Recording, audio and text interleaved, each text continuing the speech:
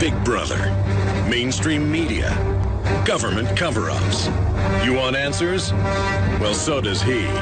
He's Alex Jones on the GCN Radio Network. And now, live from Austin, Texas, Alex Jones.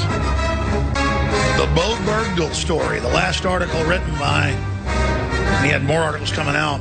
Michael Hastings was on this. Notice we have one of his good buddies, Staff Sergeant Joe Biggs, working for InfoWars. He's been saying these are connected for a long time since he died.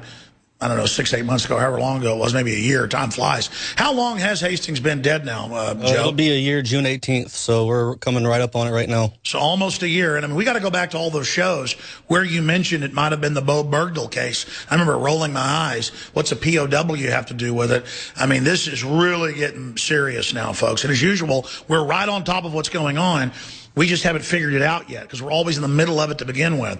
But Leanne McAdoo's riding shotgun. Steve Pieczenik's coming up to give his take. And Leanne and Joe can have a roundtable discussion with callers. Chris in Nevada, Army and law enforcement vet. What is your take on this whole story? All right, Alex, thank you for this provocative, truth-based journalism that you're doing this morning. And hats off to Sergeant Biggs for his service. My apologies. Thank you. That's all right, brother. What do you think's going on here? Couple of factoids. One, whenever this purported father, Robert Bergdahl, is making his announcement and the wife is speaking, look at him in the background. Observe. He has a very pronounced closing of his right eye, leaving the left eye open specifically, almost like a wink and a nod signal to somebody. Don't know who, but it's very obvious he's communicating in some sort of fashion to alert someone. It's just like in the show Homeland, how Sergeant Brody does the same thing as finger tappings when he was sending the videos back home when he was being held captive. It's the same thing. I think he's kind of sending some kind of code over that video doing that. Absolutely. Also, when you look at Hagel's coming out and trying to claim that capitulation and negotiation with terrorists is merely hostage negotiation, it speaks to the lies that they're trying to fabricate in this rhetoric-based story, followed by Susan Rice's coming forward, him-hawing around, stuttering, her lack of credibility based upon her lies perpetrated in the Benghazi scam with Hillary Clinton just really have destroyed any pretense of credibility she may have ever had, and she seems to be a agent of Valerie Jarrett in the White House, the real talking hand for the puppet Obama. But these are really things that fly in the face, and like you say, his perfect speaking of Pashtun really just defied any concept of normality for an American unless they have absolutely been schooled in that particular language for a lengthy time. Yeah, I agree with you 100% on that. I mean, he's definitely... And that leans towards him being an infiltrator for some agency, not actually being a double or going over to the Afghans. And so in my gut, that tells me this is part of a whole new rollout that, oh, look, the Tea Party and the soldiers are al-Qaeda, which we see them actually trying to promote right now in the news, flipping Homeland Security onto the American people. Your take on that, Chris, and then Joe Biggs.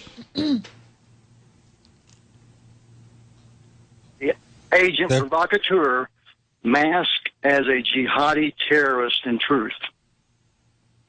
That's what I think. Well, that caller really says it well. Agent provocateur, masked as a jihadi terrorist. Joe Biggs? Well, one of the other things, though, that Lee and I spoke about yesterday or the day before was that maybe this is really all about the father. Maybe he's the one who is the actual, the operative and did something, and the son had to go in almost as, what was it we were saying yesterday? Remember that we were saying that we were thinking that the father was the one who was actually working for the CIA, and he had done something. Because you can see when he's talking to the president, he has that snarl look, almost kind of like, you know. To negotiate to get his son. Well, bottom line, they're covering something up, and this is distracting from the VA scandal, and I don't believe a word of it. And now we remember Hastings was hot on the trail of this. I mean, this is big. We'll be right back, and we'll get more from Leanne McAdoo and Steve Pieczenik and Joe Biggs. Stay with us. Monday, the 2nd day of June 2014, worldwide transmission coming up At the start of the next segment, we're going to have John Rappopo. He was on with us on the Sunday show for like 2 segments, on for a lot more today to cover the waterfront of propaganda, disinformation, and more. Popping in on very short notice is Dr. Steve Pieczenik, former head of psychological operations for the State Department, co-author with Tom Clancy, and kind of a master, a negotiator in his own right.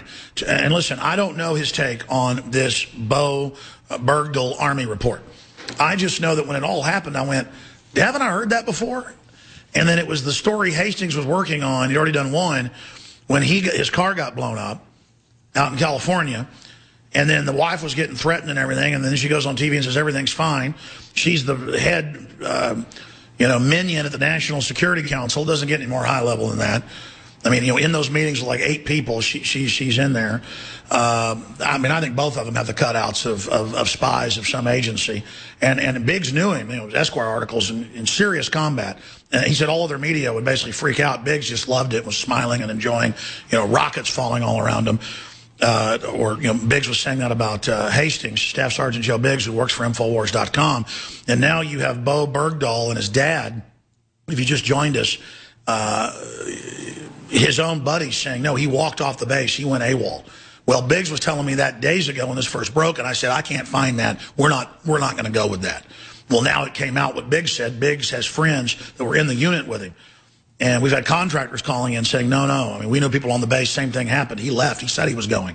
Same thing CNN's reporting. So there's a lot of issues here. I want Leanne McAdoo to be able to ask some questions. And I also want to get Joe Biggs to be able to ask some and kind of recap this. But just briefly, because I appreciate you popping in on short notice. You were just on the Sunday show. Dr. Steve Pieczenik.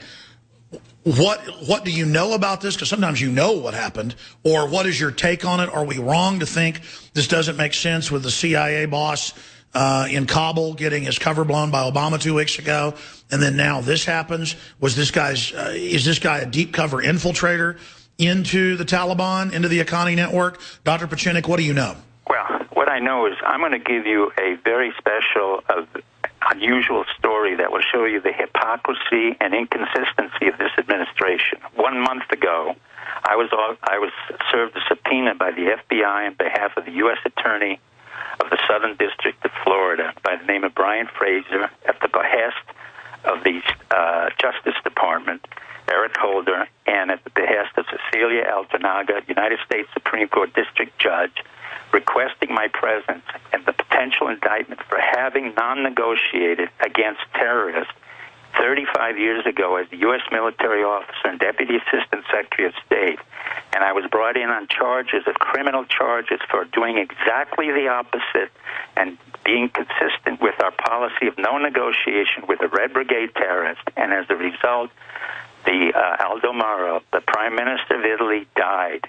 35 years later, the State Department and the Justice Department, under the orders of Obama, has ordered me to appear before the court just 1 week ago, May 27th, 2014, at 10 a.m., in front of Brian Fraser, in front of an Italian prosecutor, at the behest of the Italian prosecutor, with the overlying notion that I will be committed for criminal indictment if I don't reveal what I had done in saving Italy and refusing to negotiate with terrorists. So what this shows, and what this just happened to me, and you're the only one to know now, the case number is here. It's 14MC 21380 Altonaga. The judge was Altonaga. The Attorney General was Brian Fraser. And I was brought up on charges that I potentially have killed a prime minister because I refused to negotiate in a time of war with Aldo Moro, with his Red Brigade.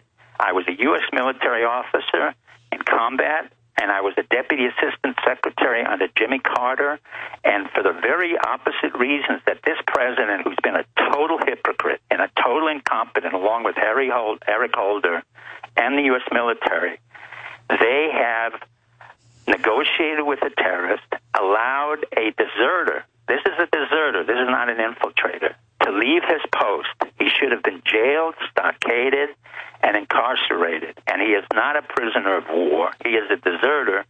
He should have been tried. I, in turn, have been tried for saving my country, saving Italy, and I've had to pay $20,000 to a lawyer just to show up to explain why I did. By the way, Dr. Pieczenik, I've got to interrupt you, and we'll go to our guest at 33 after. This is too important. But for people that don't know, Dr. Pieczenik will never talk about this on air, but I've gone and checked into him over the years. It's in the London Independent, the BBC, and Le Figaro in France, and the biggest papers in Italy, where they say Dr. Steve Pieczenik killed the prime minister by manipulating the Red Brigade and not negotiating, and then they killed him, which is crazy because how is not negotiating killing him when they're the ones that killed him?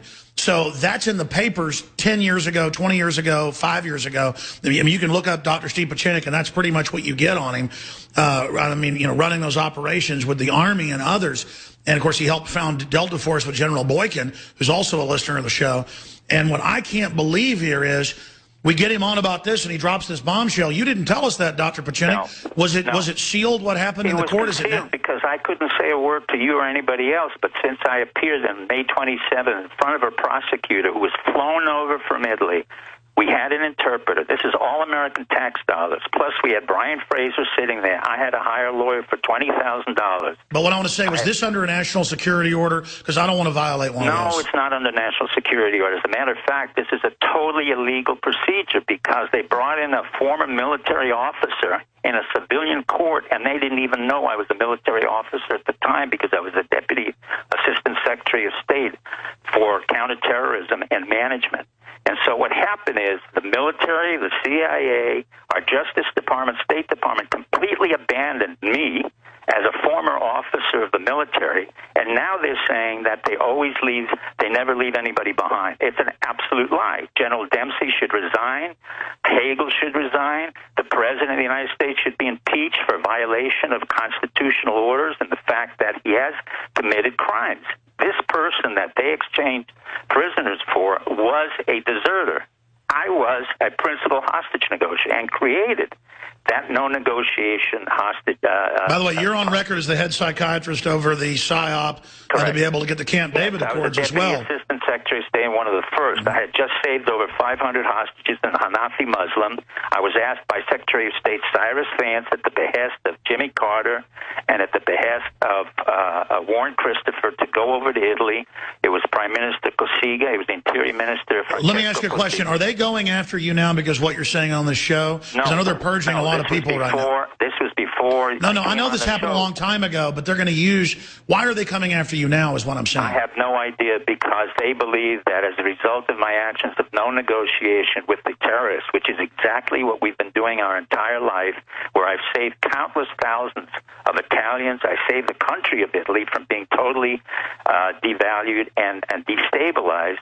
They are now going. Yeah, for those that don't know, the communists were going to take Italy over at that point, and you are credited with stopping it. And the communists, the PCI under Berlinger, refused to support the Red Brigade. So what you have is a situation where the president abandoned a soldier like me. The military, I had requested that our military help me. They abandoned me. The CIA abandoned me. You're talking about Justice abandoned me. You're talking about State Department, Kerry. And in contrast, they're telling you how great they are in a situation where you have a deserter and a man who didn't serve our country and who became an ally of the Al-Qaeda unit or the Haqqani. I know, and they're spinning it. They're spinning it, and his dad speaks perfect Farsi. Joe Biggs, Staff Sergeant Joe Biggs, says none of this smells right to him. Joe, no. Leanne McAdoo, do you have any questions for Dr. Pieczenik? Well, Leanne? Go ahead. Go ahead. Oh, well, one of the things I wanted to ask, though, was, how many American lives do you think are going to be endangered now by us negotiating with terrorists now? My answer, let me just say this to Dr. Pieczenik, my answer is every U.S. officer, every U.S. non-commissioned individual, and every covert operative from 15 different intelligence units, including the CIA, the NSA, the NGA, and almost every American who's out there serving our country. It's just unbelievable. I mean, like you said, the president should be impeached on this. I mean, this is just... What is Obama doing? It seems like he's going crazy. Well, I don't know if he's going crazy, but he's completely incompetent. From the Benghazi issue to the Osama bin Laden to Newtown to the Santa Barbara to the fact that he has no idea of what he's doing. He is incompetent.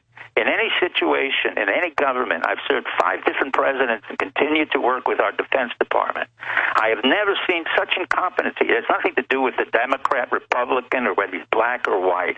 The man has never had any experience. He's never managed the system, and he has no idea of what our history is. He's also got a bunch of foundation heads who've never even been in the military, and I'm not putting down that they're women, but it is a bunch of women, I mean, that he's got running the State Department and everything, who just want to have, I mean, it seems crazy. Well, there's no excuse for John Kerry, who's a senator and was a combat veteran in Vietnam, not to know our policy and to have accepted this. There's absolutely no excuse for Chuck Hagel, whom I supported as Secretary of Defense, to allow himself and allow General Dempsey to accept this notion that we had a soldier in need. He was not a soldier. The minute you walk off the base, you are a deserter. That is a criminal offense. There's no ifs, ands, and buts about it. His mental health is a problem. That's an issue with all my hostages, but we deal with it. But we never go in on an issue of a deserter or a person who went AWOL. So this is not a soldier we left behind. I mean, okay, let me stop right there. We're going to skip this. We're going to skip this network break. Let's just skip the network break. I want to bring Leanne McAdoo in, who's been holding patiently in the wings. She was hopping up and down Saturday about this. I wasn't really paying attention to it. I'm glad she raised it to my attention, and that Biggs did as well. Leanne, what are your questions or comments for Dr. Pieczenik? Well, it kind of seems like they're turning against Obama, almost setting him up for impeachment at this point. Like they're done using him to create chaos, as he's done a very good job of creating chaos. But now they immediately, less than 24 hours, threw him under the bus. So it's almost like they're setting him up for something. But what I'm curious about is why these particular terrorists were released from Gitmo, because they're part of a different network. Now, obviously, we need to do a little bit more research. We'll have this for the nightly news.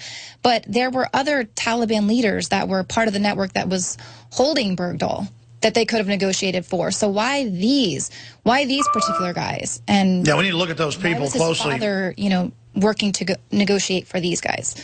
His dad doesn't act like a postman. That's all I'm saying. Dr. Pieczenik? Well, I think you asked a brilliant question. First of all, the people who really held, as I understood, Bergdahl were not part of the Al-Qaeda group. They were Haqqani. Haqqani is a spin-off of the CIA and the Pakistani ISI. And we, ironically, have been working with them, or the U.S. governments were working with Haqqani for a long time. So this administration had a very good idea of what was happening to Bergdahl for a long time. But your point about releasing these terrorists who are not part of the Haqqani, they are real old-line killers and very professional killers who've killed thousands of Shiites. And when they go out again, they will kill again. There's no issue that you release a terrorist and you get a promise from Qatar that they will be fine. Qatar is a place where, you can buy and sell anything. It's like Casablanca. But let me raise this to Dr. Pieczenik. Yeah, but in Qatar, though, that's the spot where they send soldiers for mid-tour leave. So you're going to have soldiers in Qatar, and you're going to have these 5 terrorists who hate America running around out there having a field day. Correct. And then how can we guarantee that this government can even, keep dibs on these guys? I mean, let me throw this out. Well, they may have been turned or something, but the point is, we don't know that, or we can get Pieczenik's take on it. Here's my issue. We're seeing a public reset with Libya, Syria, and all these other proxy wars to try to put Al-Qaeda and jihadis out of Saudi Arabia in charge all over the Middle East to destabilize things further, overthrow more stable governments. I know Pieczenik was actually arrested by Assad's dad, so he's not a big fan of him, but I want to get his take on this. This looks like a public reset to me with Al-Qaeda affiliated groups. I understand the Haqqani group goes back to 79 as Zbigniew Brzezinski and the administration you were first in, but expand on that. Dr. Pieczenik, does this feed into the reset I see happening with Al-Qaeda? Well, what's happening is Al-Qaeda is becoming stronger and stronger, and Obama can't admit that, and that was the issue with Benghazi. What happened in Benghazi was that we didn't have really an embassy then. We had a house where we were interrogating the terrorists and basically shipping guns into Syria, which is what we're doing again. We have no policy, and I think what the person said correctly is we're not imploding the president. The president is imploding himself. He has no control of what's going on. The CIA has no real intelligence. They're shipping guns into the system, and they're increasing the volatility of the area. by really incompetency. And what's happening now is we have to probably go in at some point in order to control it. But right now we have CIA operatives in Jordan who are determining which terrorists can go in there and who are moderate, which is absolutely absurd. Once you're a terrorist, you're a terrorist. There is no such thing as a moderate or extreme terrorist. If you're willing to use violence, you're willing to use violence. What you're seeing now is the absence of intelligence, competency, and a historical sense of what's happened to our country, and a future sense of where we should be going. It's as simple as that. We have an incompetent president, an incompetent Secretary of State, and an incompetent Secretary of Defense. Well, I mean, they're clearly going with the order out of chaos model, but there's not even order they're taking out of the chaos. And that's what I guess the British intelligence head said a few months ago, was that they've never seen such disjointed lack of a message. And I think it's because the military-industrial complex interest and the big banks that own it, they just want more conflict. So I guess in the final equation, they do know what they're doing, Dr. Pieczenik. Not really. What's happening is, even though the military-industrial complex exists, what's really happening is we're getting a escalation of chaos, and we're getting what we're not looking at, quite frankly, my friend, is in China. And China is becoming more and more of a aggravation on our Asian front, and they're engaging themselves with Vietnam, the Philippines, and let me ask you that, Dr. Pieczenik, because you raise it. I know you've been to North Korea, you name it, and worked with the South Korean government, and worked with the Japanese government. Expanding on that, and you reported last year live for us there. You were a few years ago on, saying watch China, and I kind of halfway rolled my eyes because they're already taking us over economically. Why on earth would they want to mess with Japan? Now they're saying we'll take islands of Japan, we'll take islands of the Philippines. They're now threatening to basically invade Vietnam. I mean, what's going on in China that's got them this aggressive when historically they've not acted like this? China has always watched our leaders. When they worked with Nixon, they was very much afraid of him. When they had to deal with Bush Sr., they were very much afraid of him. When we have a strong leader, they pull back. When you have a weak leader, you have people like Putin who will annex Crimea, and you will have the Chinese leadership say, okay, now we will go into the Spratly Islands. The reason they're going into that area where we have a national interest or a world strategic interest is because it's oil. It's oil and gas, which Vietnam, the Philippines, Indonesia, Taiwan claim. It's been a claim for 20 years, but now that they see we have an incompetent president who should really resign or be impeached, they will move forward because they know nothing can happen. And CINCPAC cannot do very much about it at this point. All they can act is as negotiators. Yeah, for those that don't know, the Chinese have been with arms taking over oil rigs and stuff already. So, correct. I mean, this is really escalating fast. Correct. And at the same time, we're incredibly escalating into a chaotic state in the Middle East. In short, we have a president who doesn't belong there, who has no idea what he's doing. We have a national security advisor who has already failed in Libya, lied to the public in Benghazi, and is really not qualified to make any statements. We have a Secretary of State who's totally incompetent. Well, here's my final question then, Dr. Pieczenik. To global warming, and has no idea of what he's doing. And we have Hagel, who has done absolutely nothing. In short, we do not have a government, but we're paying a lot of money for incompetency. Right. Leanne McAdoo, Staff Sergeant Joe Biggs, final questions for Dr. Pieczenik or final statements? Well, I think, for me personally, I feel like the globalists, they're done with Obama. I mean, I really feel like he has created so much chaos, and now with just the media kind of turning on him and not just accepting the story, this guy's a hero, let's move on. This is big, and the fact that he did all of this without going through the proper 30-day, you got to notify Congress, change that in the NDAA in December, made that to where he can kind of fast track it. So this whole thing is it's just very fishy. And I agree, but don't think the networks behind Obama are going to not give up power. They could stage a false flag and try to use that to get their butt out of the fire. Right. Biggs, any other comments? Because I want to get Pieczenik's take on a false flag. Oh, I'm just curious as to whether or not they're going to somehow spin this to make him a hero, or in fact, are they going to actually punish him as a deserter like he should be? They're going to spin him as a hero, but the irony, what you just brought out is an excellent point. The more they make him a hero, I can guarantee you from his own personal dynamics, and I've dealt with a lot of hostages who were not heroes, none of whom was as treasonous as this gentleman was, he will commit suicide at some point. There's no question about it, because he knows very well he was treasonous, he was AWOL, and he consorted with the enemy. I've never met a hostage who could not speak English after years of being incarcerated with their terrorists. I've never seen that. And what it means, in fact, is that he became one of them. They never tortured him.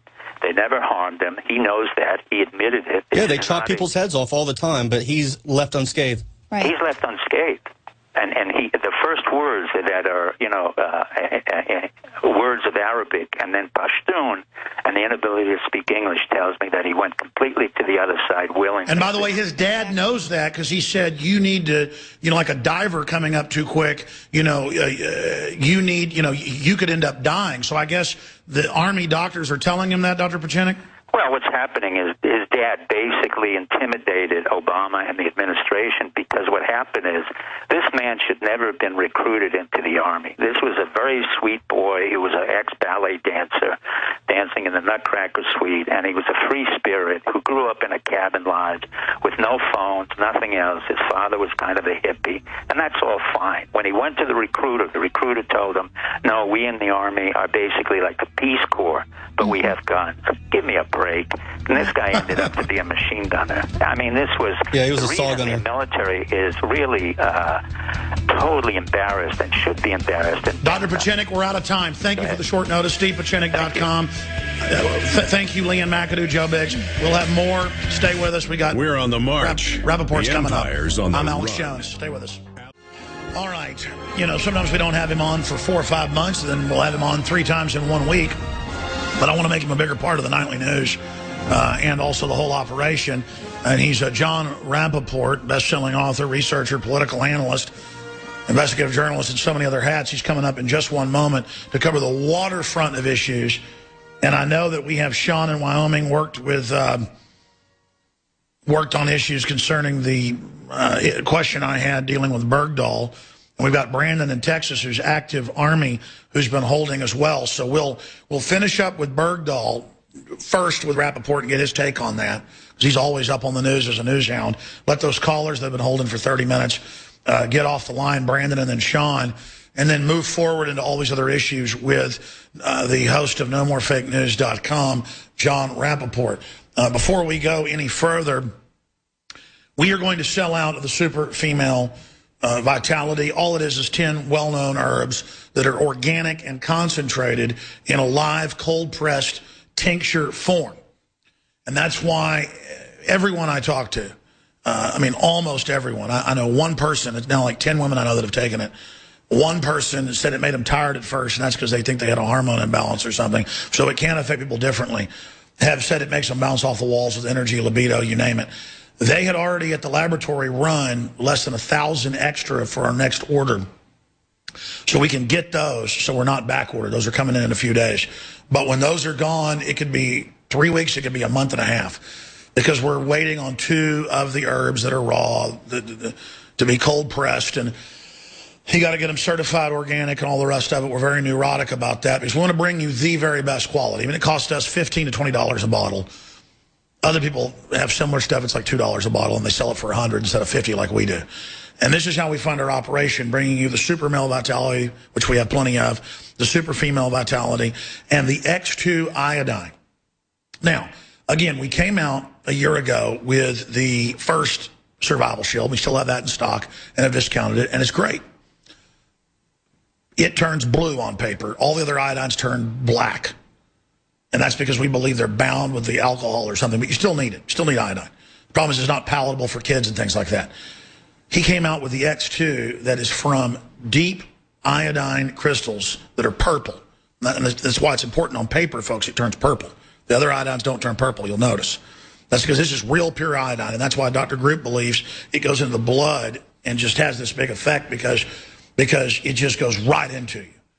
Now, consult your physician before you take it, and or your healthcare provider, and I would go slow. That's my advice. This is all, even the government admits you need iodine. They used to put it in the salt, and they don't now. And instead, they put stuff in the food chain that's the opposite of it, the bromines, the bromides that block iodine.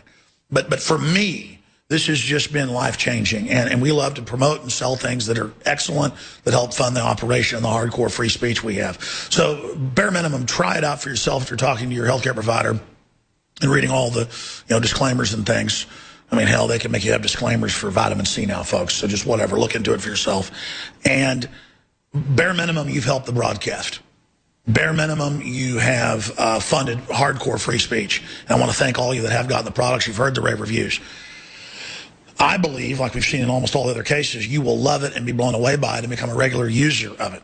So we have the X2 Survival Shield now available at InfoWarsLife.com. That's one word, InfoWarsLife.com. Or call toll-free 888-253-3139. We also have on InfoWarsStore.com all the Pro Gun T-shirts, all the Liberty-based T-shirts, the Don't Tread on Me, the ball caps, the hunting hats, the camo hats, the Made in America bronze, George Washington 1776 belt buckles. All of it limited edition at madein1776.com. That'll just take you to the subpage that has the Made in America stuff at InfoWarsStore.com, or call toll-free 888-253-3139. And we couldn't do any of this without your support. We don't have George Soros, like the globalists have, to fund $5 billion to overthrow Ukraine. We don't have billions of stimulus money like NPR and MSNBC get, and taxpayer money.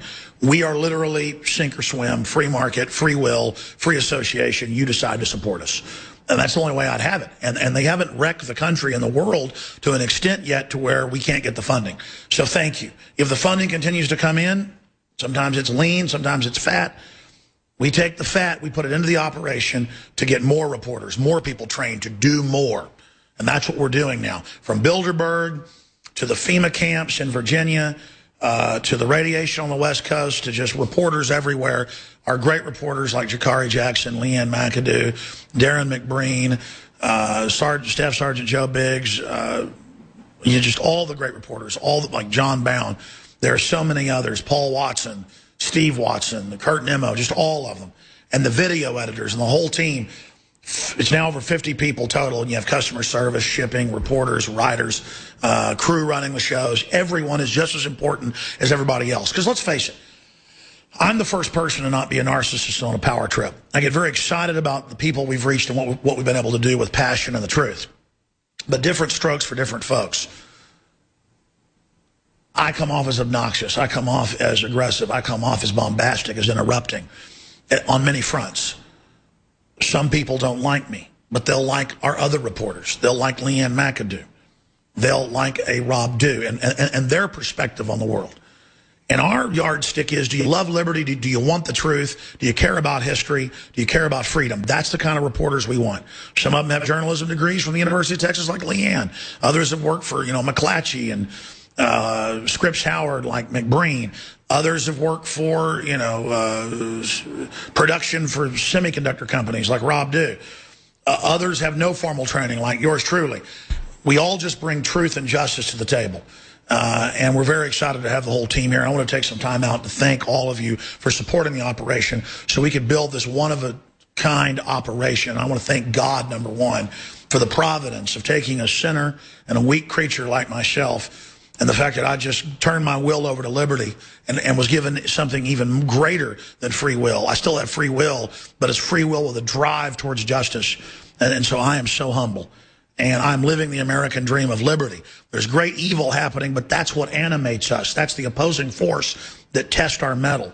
And so I am humble before my Creator and humble before other great lovers of liberty like John Rappopo and so many others that we have on this broadcast. John, I want to go to a few calls from Brandon and Sean and then give you the floor. In fact, I may even let you just take over the last 30 minutes to really get into whatever you want and may just step away. Not even because of time. Wild horses couldn't drag me away, but I'm getting you primed to maybe even send you some better equipment and have you host the show sometimes, just like the great David Knight does, who's out of the country with Josh Owens coming back from Bilderberg today in Copenhagen.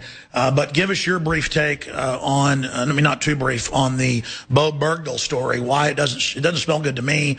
I want to see if it doesn't smell good to you. And then we're going to go to Brandon and Sean and then move on to other issues. Thanks, Alex. Absolutely.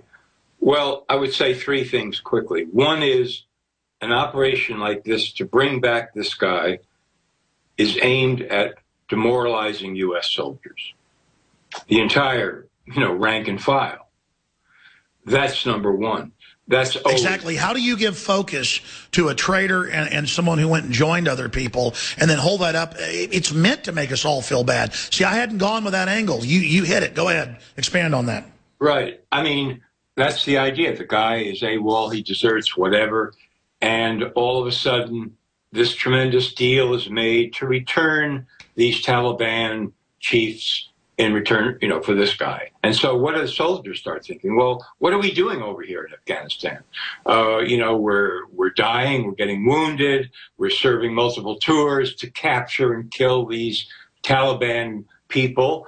And all of a sudden, a few of the major ones are free. And this guy who walked away, U.S. soldier, he's returned to the United States. So that immediately puts a total cold blanket on the whole rank and file of the U.S. Army.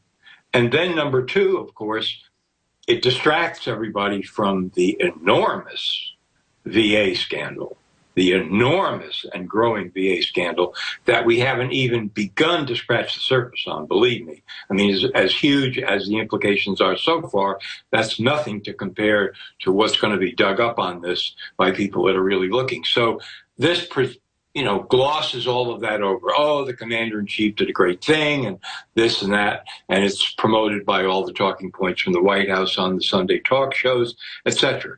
And then the final and third thing that I would say, and yes, this is speculation, but who knows? Maybe this guy, this U.S. soldier that was just returned, suppose, for example, he was actually getting ready to talk in public. Not because somebody had brainwashed him. Who knows? I don't know who this guy actually is. But just suppose that he wants to go public and talk about what's happened in the war over there. And the U.S. intelligence community got wind of it. Wouldn't that be incredible? And they say to the Akani network, you grab him, you give him back, we'll give you who you want. Now they have him locked down at a hospital. Exactly. And never to be seen again. Boom. End of story. Could very well be. I think we've hit all the angles. on that. Let's take a call from Brandon and then Sean. Brandon is active Army. Thank you for holding. Brandon, what's your take on this whole thing? Yeah, I think we need to go back to the difference in stories between whether or not this guy walked off the fob or whether or not he fell behind on a patrol. If he walked off that fob, the soldiers around him would have, say he just dropped all his gear and his weapon. His platoon sergeant would have had to check that back in, his TA-50 and his weapon. Now, I think that we have to look at that first. I mean, there's a paper trail there. There's always a paper trail whenever. So you're saying the hobbits at the base, as they're called, would have actually checked all that and had a record. Well, that's what CNN is saying, is that, oh my gosh, people at the base are saying he walked off. But there'd be proof. Right. So, another thing, I don't see how he could have possibly fell behind on a patrol. Any squad leader worth his salt's never going to let anybody outside. I mean, accountability is a huge thing in the military. I'm just not buying it. I think it's more likely. Well, continue. I was interrupting you. Going back to this forward base and describing how security works on those. Well, there's the only way he could have walked off that fob was if he was on an ECP, which is the entry control point. There would have been several people seen him do it. Yeah, they could have been told to lie or whatever about it, but most of the time they don't cover all their bases. There's going to be a paper trail, and if he fell behind on a patrol and got picked up out in the middle of nowhere, then his weapon and TA-50 would be missing, which TA-50 is what, your gear you carry. So I'm hearing two different stories on that, and I think if we get to the bottom of that, we'll find out a lot more about what this guy really is. Personally, I think he was a traitor to begin with. What do other people around you think? Same thing. That's the conclusion that we've pretty much all come to. I don't know anybody that knows him personally, but it's just not. It's not passing the smell test with any of us. Why would Obama then do this and release 5 of these really bad guys and then, at the same time, build this guy up like a hero. I mean, doesn't Obama know that'll blow up in his face? He just doesn't care. I don't think he cares. I think he's just helping his buddies out. That's it, bottom line. Very interesting. I appreciate your call. Let's talk to Sean in Wyoming. Sean, go ahead. You're on the air. Yeah, thank you, Alex. I haven't talked to you in a while. I'm the fellow who worked with the Reagan National Advance Team for the campaign in 80 with the Secret Service and so forth. And I've been up here in Wyoming for 36 years, and I want to throw some more food for thought. I think you basically, we've got all the pieces there's been some tremendous points, and they all have validity. But I've been up in Wyoming for 36 years, and I know the people and the different political factions in Montana, Wyoming, and Idaho like the back of my hand. And what struck me most telling is the fact when they wheeled these folks out with Obama the other day, and then when they flew back into Boise and they had that press conference, there's all kinds of different factions in Idaho, as you might know. There's constitutionalists and white supremacists and Nazis and former government people, and it's a whole plethora. It's unlike anything in Montana or Wyoming. And what you have here is basically, by the way of the appearance of the boy's father, a nonconformist. And he can be a nonconformist on the left or right. He certainly, to me, came across as a little bit in the hippie deal, and they're naturalists. If you look at her... So you're saying he was kind of an odd duck, a hippie odd duck. Well, he was typical of anybody who knows the social climate of Idaho, central Idaho and northern Idaho, where all these different people gather.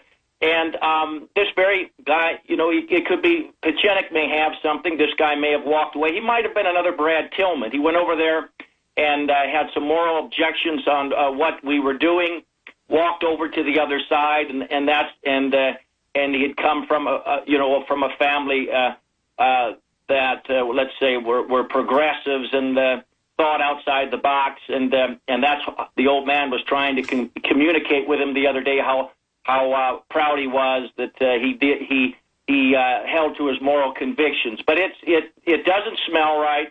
It's just part of a continual of PSYOP, whether it's in Santa Barbara or Newtown or this deal. And it's obviously, the first thing that hit me was the fact that it's a major distraction from the VA. We've got our own problems here in Wyoming, down at the base in Cheyenne, Fort Waring. And then the fact that they came from Idaho, and it's just very interesting, and it's just another PSYOP as far as I'm concerned.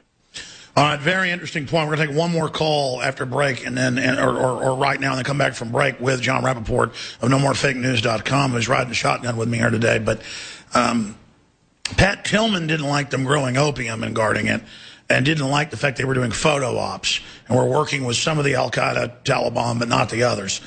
And now all that's come out. So I don't want to put him in the same area as this guy. Pat Tillman was an amazing guy, making $5 million a year, turned it all loose because he thought America was under attack. And then he went over there and found it was a bigger fraud and got upset. Totally different person than this guy. Let's talk to Max in Idaho real quick. Says mother-in-law is friends with family, knows parents. Max, what's your take on all this briefly? This isn't Max. This is his mother-in-law from Idaho. Okay, it just says Max. Okay, fine. Go ahead. I know both parents. Okay, so what's your take on this then? I really don't know. I know that they're wonderful people.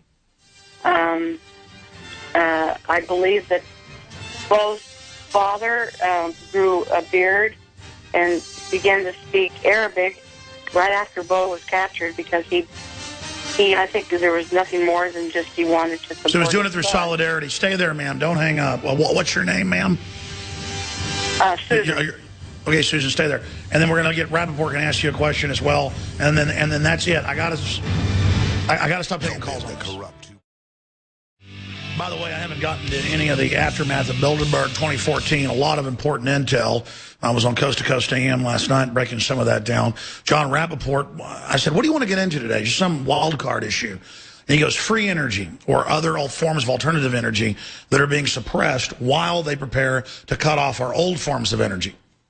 And he's really got a lot of intel on that. We're going to spend a lot of the next hour on that subject. If you go up to drudgereport.com, it's now scrolled down to the bottom right-hand side. You can find an article that we put out last night, and it says, in the U.S., 4 major news networks, 0 Bilderberg 2014 coverage.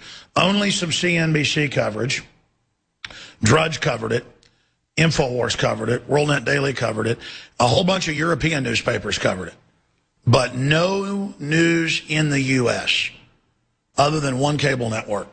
And that's because people want to know about business, so it was business news. And it's just incredible that not even Fox News would cover this. Last year, Napolitano did cover it when he was filling in on one of the shows on Fox Business. So, again, that's why they're becoming obsolete. Is because they won't talk about world leaders meeting in secret when the world leaders brag in their own minutes and told German news that they're more powerful than Davos. So I'm going to get Rappoport's take on that. John Rappopo coming up, riding shotgun with us.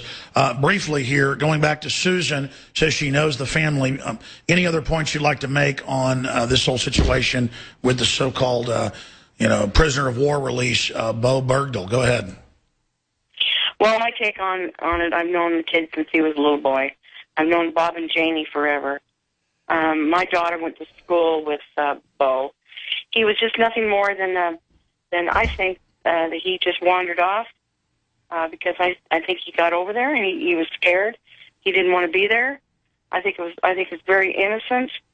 I think he was brainwashed as far as I'm concerned, because if you knew the valley that we were all raised in, it's a very simple valley, and there's nothing to be scared of, to be raised there. You're just raised, and the boys either go off to service or they go to college. And Bo decided to go to the service, and he got caught up in something that he wasn't prepared for. And I think it's nothing more or nothing less than that. Ma'am, I'd like to put you on hold, and I believe you who you say you are, but check that as a journalist to make sure it's on record, and have you on the nightly news tonight to talk about the family, to talk about the town, and to reach out to the family. Because I'm saying he could have been a deep cover agent, could be a hero infiltrating, could be what Pieczenik says, deserting and, off the reservation. Could have been grabbed. We don't know. It's just I don't believe anything comes out of Obama's mouth, and I don't know why they'd bring all this out now. It's a very sophisticated question. I'd like to get the truth out. So if you can reach out to the family for us, I'd appreciate that. But I'm going to put you on hold, and if you do that, I'd like to get your name and number and see if we can have you, go public and document you are who you say you are, so that we can get you to come on the nightly news tonight, okay? Thank you so much. Please don't hang up. So there you go, folks. We're just seeking the truth on this. With all the fake stuff we've seen put out, it just something isn't adding up. In closing on that subject, what do you make of what she just said, John Rappopo? Well, it's quite possible, Alex, that, as she says, he got in over his head. Some propaganda, whatever. He decided, okay, this is what I want to do. And then all of a sudden, when he got over there, he realized the situation was quite different. But the last thing I would say is, you bet it's quite different over there. It's quite different than anybody thinks it is until later. Let's come right back in 60 seconds. John Rappopo, I'm Alex Jones, Infowars.com. Follow us on Twitter, Real Alex Jones. Back up, PrisonPlanet.com. Spread the word, folks. We are the resistance. You are the resistance. Worldwide resistance. It really shows how controlled the networks are in this country, because that's what targets the mainline public that doesn't know their hands from their butt in many cases because of the upbringing of the media brainwashing system. We've got John Rappopo on the line with this investigative journalist. No more fake news. This is a short segment, bunch of long segments coming up, and I want him to really be able to get into the conspiracy to shut off our old industry while blocking new energy, while acting like they're for the new energy. So I'm going to give him the floor.